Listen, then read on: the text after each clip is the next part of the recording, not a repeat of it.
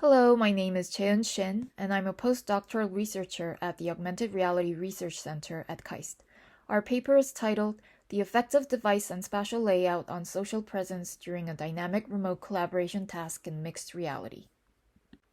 For MR remote collaboration, AR and VR HMDs offer the highest level of spatiality, which refers to the level of support for spatial and physical properties such as containment and movement, by placing the user within a 3D environment. They are especially advantageous for dynamic, space-centric collaboration that involves active movement throughout the shared space, as opposed to static, object-centric collaboration where movement is bound to a limited area. In dynamic MR remote collaboration, exploration of the shared space through physical activities enables users to obtain more detailed information on the task and the other user, thereby raising social presence. These activities are largely conditioned by the representation and configuration of the shared space and its components. Fundamental differences between AR and VR in how they connect the real and virtual may lead to disparate levels of social presence. Discrepancies in the spatial affordance of each user's environment may also contribute to such an imbalance in user experience. To explore this issue, we conducted a user study comparing the effects of two different MR devices and spatial layouts on the social presence of users engaged in a remote collaboration task that required active movement within the shared virtual space. We first looked into prior works that provided hints on the relationships between social presence, mediation, and spatial affordance in MR remote collaboration.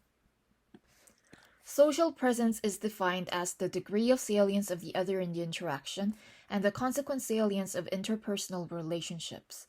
Factors of co-presence and spatial presence, which each refer to the interpersonal and environmental aspect, are used to evaluate social presence in various media experiences. While co-presence is the feeling of being with others, spatial presence is the feeling of being there in the mediated environment. Therefore, the mode in which the interactant is mediated and presented to the user is a key factor. Many previous works investigated how factors of social presence are affected in various modes of AR and VR for MR remote collaboration. However, each study was conducted for different conditions under different contexts, making it difficult to generalize the results. While some studies found that AR HMDs fared better than projections or VR HMDs, others found that VR HMDs were more beneficial than most AR environments, especially regarding their superior field of view. While they provided the grounds for our study, none of them dealt with remote collaboration between AR HMD and VR HMD users involved in a dynamic task. Spatial affordance refers to the relationships between the user's physical capacity and features of the environment. Traversability and visibility are dimensions of spatial affordance associated with the degree of freedom and ease in movement and visual perception. The affordances of a virtual space are linked to spatial presence, an aspect of social presence concerning perceived action possibilities for human-environment interaction.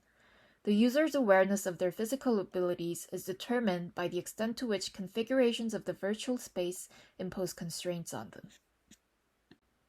As to how spatial affordance affects factors of social presence in MR, prior works found that spaces where users can experience higher traversability, more exposure to one's own natural body movements, more interaction, and a sufficiently sized free space with few visual obstacles are beneficial.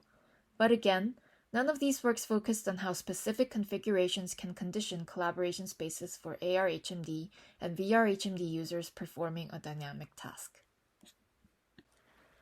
For this study, we set research questions that asked how the mode of mediation and the layout of the shared space affects social presence, spatial presence, and perceived workload during dynamic MR remote collaboration. We also sought to observe how users move, perceive, and interact under the given conditions.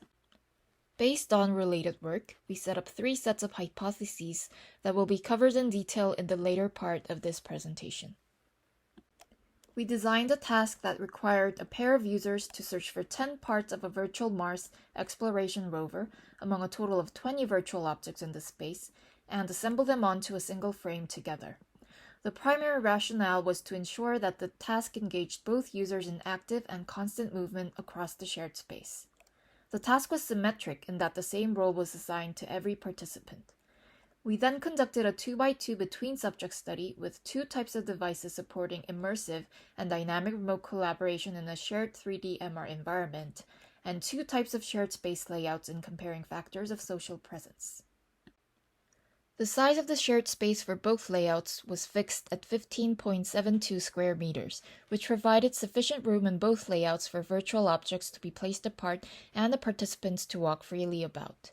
The peripheral layout afforded higher traversability and lower visual complexity, with all the furniture items touching the walls.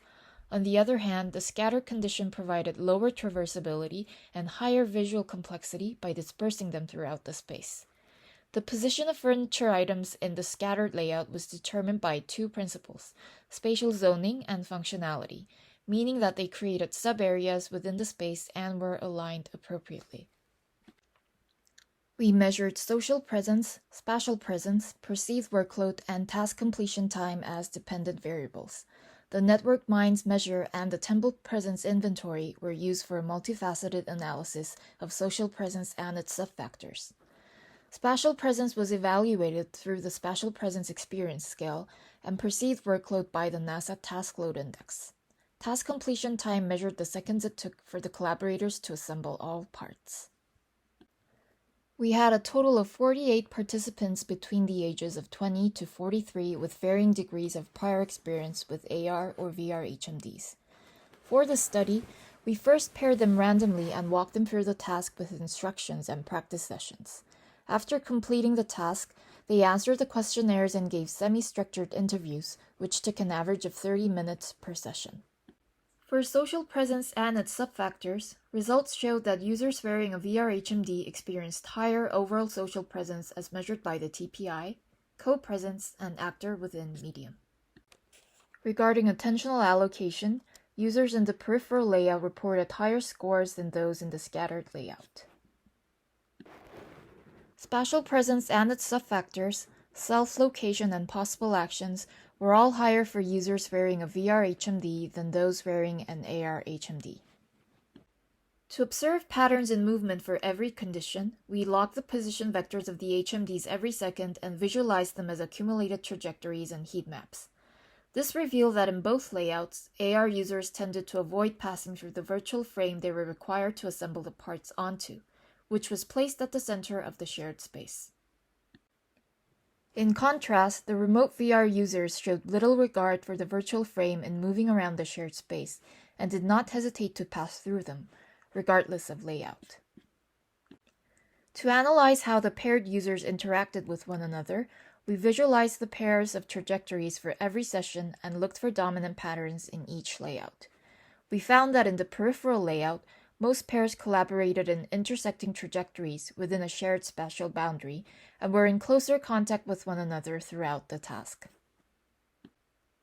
On the contrary, most pairs in the scattered layout kept their distance from one another, moving in isolated trajectories within separate spatial boundaries and engaging in less communication. In-session monitoring logs and video playbacks show that while users in the peripheral layout usually maintain their gaze at eye level, those in the scattered often look downwards in search of parts. In addition, AR HMD users tended to turn their heads more frequently than VR HMD users, who were more inclined to focus their sight in the direction they were moving. Although we hypothesized that social presence will be higher in AR, we found that interpersonal aspects of social presence were higher for VR HMD users. We assumed that this is because it was easier for VR users to perceive their partner than the AR users did, owing mainly to the superior FOV. Also, more effort was required for AR users to interact with their partner, as they treated virtual elements as if they were real, which caused additional constraints on their movement. As to why the amount of attention the paired partners paid to one another was higher in the peripheral layout, we referred to how the different layouts induced them to move in contrasting ways. Adding to the fact that they frequently crossed paths, those in the peripheral layout said they focused more on their partner because the space was uninteresting. On the other hand, the scattered layout led users to stay confined in smaller sub-areas, and they gazed downwards to search for parts rather than look at their partners. For perceived message understanding and perceived behavioral interdependence, there was no significant difference between all conditions because voice communication, which was a consistent factor, had a more dominant effect than device and layout. As we hypothesized, spatial presence was higher for VR HMD users. However, there was no difference between layouts. This implies that the sense of being there was closely linked to the degree of immersion users felt, and many VR users expressed that being completely blocked off from reality made it easier for them to concentrate on the space they were in. VR users also felt they had more agency in moving around the space than AR users did. Our hypotheses on perceived workload were both rejected as there was no significant difference between the conditions. As the task was not complicated nor long, what effects device type and spatial layout may have had were offset by the fact the workload was considerably low to begin with. Based on our analysis, we propose 3 design implications for shared spaces with regard to how they can foster better social presence among users wearing AR and VR HMDs for dynamic MR remote collaboration.